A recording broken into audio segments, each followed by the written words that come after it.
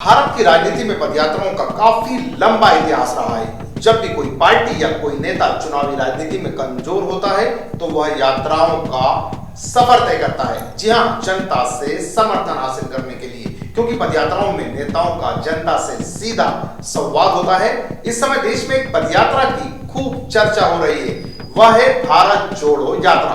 कांग्रेस नेता राहुल गांधी की इस पदयात्रा पर भी हम बात करेंगे, लेकिन उससे पहले जान लेते हैं कि भारत के प्रधानमंत्री नरेंद्र मोदी सहित देश के किस किस नेता ने इस तरह की यात्राएं की है और उन्हें इस यात्राओं से कितना फायदा हुआ है। सबसे पहले बात करते हैं देश के राष्ट्रपिता महात्मा गांधी द्वारा निकाली गई एक पदयात्रा की। दांडी मार्च 12 मार्च 1930 को गुजरात के साबरमती से शुरू हुए। दांडी मार्च एक विशेष उद्देश्य को लेकर शुरू हुआ था। इस यात्रा में सिर्फ 80 स्वयंसेवक थे। 24 दिनों में 386 किलोमीटर का सफर तय करते हुए यह यात्रा 6 अप्रैल 1930 को गुजरात के दांडी पहुंची, जहां इसमें सैकड़ों लोग शामिल हुए थे। इस यात्रा ने स्वतंत्रता संग्राम में महत्वपूर्ण भूमिका निभाई, साथ ही आम जनता को गांधीवादी सिद्धांतों के प्रति प्रेरित किया। यह यात्रा नमक पर अंग्रेजों द्वारा लगाए गए टैक्स के विरोध में निकाली गई थी। अब जान लेते हैं एक जाने माने फिल्म प्रोड्यूसर एन.टी. रामाराव द्वारा निकाली गई चेतन रथ यात्रा के बारे में, जिस यात्रा ने विश्व रिकॉर्ड भी बनाया। 29 मार्च 1982 को तेलुगु देशम पार्टी बनाने के बाद अपनी पार्टी को जनता के बीच लोकप्रिय करने के लिए एन.टी. रामाराव ने हैदराबाद से इस यात्रा की शुरुआत की। इस यात्रा में एन.टी. रामाराव ने अपनी शेवरलेट कार से 74,000 किलोमीटर का सफर तय किया और प्रदेश के 4 चक्कर लगाए। यही वजह रही कि इस यात्रा को Guinness book of world record में भी दर्ज किया गया। इस यात्रा के एक साल बाद ही 1983 में आंध्र प्रदेश में हुए विधानसभा चुनाव में तेलुगु देशम पार्टी ने बड़ी जीत दर्ज की और एन.टी. रामाराव आंध्र प्रदेश के मुख्यमंत्री भी बने। तब से लेकर लगातार 5 बार राज्य में उनकी सरकार भी बनी। भारत के पूर्व प्रधानमंत्री चंद्रशेखर ने भी 6 जून 1983 को कन्याकुमारी के विवेकानंद स्मारक से भारत यात्रा की शुरुआत की थी। चंद्रशेखर ने अपनी यात्रा के जरिए कांग्रेस के खिलाफ एक समूह इकट्ठा करने के लिए कोशिश की और इस यात्रा को शुरू किया।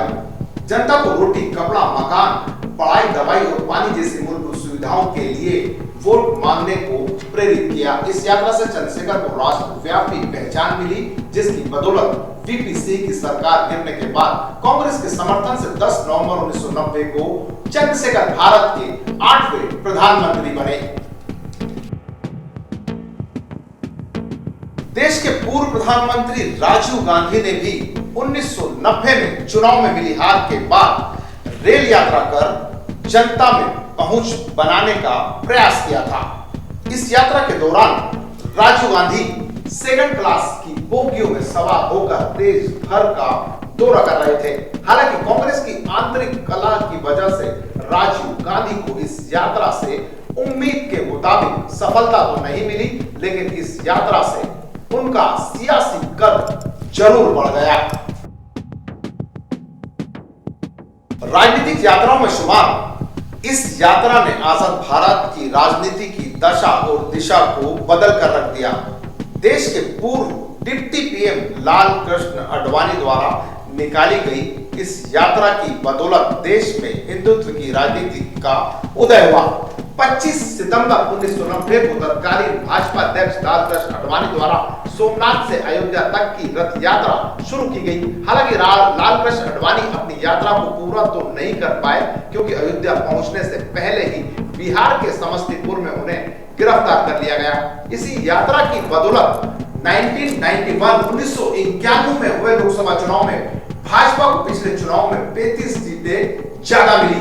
120 लोकसभा सदस्यों की बदौलत भाजपा देश की दूसरी सबसे बड़ी पार्टी बन गई। अब बात उस यात्रा की जिसने देश के प्रधानमंत्री नरेंद्र मोदी के राजनीतिक कद को कम होने नहीं दिया। जी हां, कम होने नहीं दिया। गुजरात के तत्कालीन मुख्यमंत्री नरेंद्र मोदी पर जब गुजरात दंगों में संलिप्तता के आरोप लगे तब उन्होंने भी गुजरात गौरव यात्रा निकाल अपना जनाधार जुटाने की कोशिश की। 2002 के गुजरात दंगों के बाद हुए विधानसभा चुनाव में तत्कालीन गुजरात के मुख्यमंत्री नरेंद्र मोदी ने गुजरात गौरव की शुरुआत की। इस यात्रा का नाम गुजरात गौरव दिया गया और इस यात्रा की बदौलत विधानसभा चुनाव में भाजपा को पूर्ण बहुमत हासिल हुआ, जिसके बाद नरेंद्र मोदी दूसरी बार मुख्यमंत्री बने और गुजरात दंगों के बाद उनका कद कम होने के बजाय बढ़ गया। साल 2023 आंध्र प्रदेश में कमजोर हो रही कांग्रेस को मजबूत करने की जिम्मेदारी तत्कालीन कांग्रेस की अध्यक्ष सोनिया गांधी ने डॉक्टर राजशेखर रेड्डी को सौंपी। राजशेखर रेड्डी को कांग्रेस का प्रदेश अध्यक्ष बनाया गया, जिसके बाद रेड्डी ने पार्टी को मजबूत करने के लिए साल 2003 में 1600 किलोमीटर की पदयात्रा शुरू की। इस यात्रा में उन्होंने मुफ्त बिजली और ऋण माफी जैसे ऐलान किए, जिसकी बदौलत साल 2004 के विधानसभा चुनाव में कांग्रेस को शानदार जीत मिली और लोकसभा चुनाव में कांग्रेस आंध्र प्रदेश की 27 सीट जीतने में सफल रही। यही वजह रही कि राजशेखर राव रेड्डी दोबारा आंध्र प्रदेश के मुख्यमंत्री बन गए।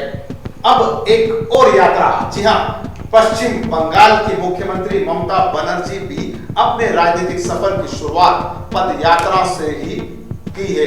इसी वजह से राष्ट्रीय लेवल पर उन्हें स्ट्रीट फाइटर भी कहा जाता है। महात्मा गांधी से प्रेरित होकर तृणमूल कांग्रेस प्रमुख ममता बनर्जी ने अपना एक ऐसा अभियान किया जो जनता से जुड़ने के लिए 2011 में पश्चिम बंगाल में उन्होंने कई यात्राएं निकाली। राज्य में पिछले 34 सालों में सत्ता में टिकी वामपंथी सरकार के खिलाफ लोगों को गुस्सों को अपने समर्थन में तब्दील करने में ममता ने सफलता हासिल की और आज ममता बनर्जी देश की प्रमुख नेताओं में शुमार है। अब हम कर लेते हैं मध्य प्रदेश के पूर्व मुख्यमंत्री दिग्विजय सिंह की बात। जी हां, दिग्विजय सिंह जिन्होंने एक यात्रा निकाली थी और मध्य प्रदेश में सत्ता का वनवास समाप्त करा था। फिलहाल भारत जोड़ो यात्रा के अध्यक्ष का दायित्व भी उन्हीं के पास है और कहा यही जा रहा है कि इस यात्रा को उन्होंने ही प्लान किया था। लेकिन हम बात कर लेते हैं साल 2017 में निकाली गई नर्मदा यात्रा की। इस यात्रा में दिग्विजय सिंह ने नर्मदा के दोनों ओर मतलब नर्मदा के तट पर लगने वाली 110 विधानसभा सीटों में पैदल दौरा किया था। नर्मदा नदी में दोनों किनारों के करीब 33,000 किलोमीटर की यात्रा अपने समर्थकों के साथ 6 महीने तक करते रहे।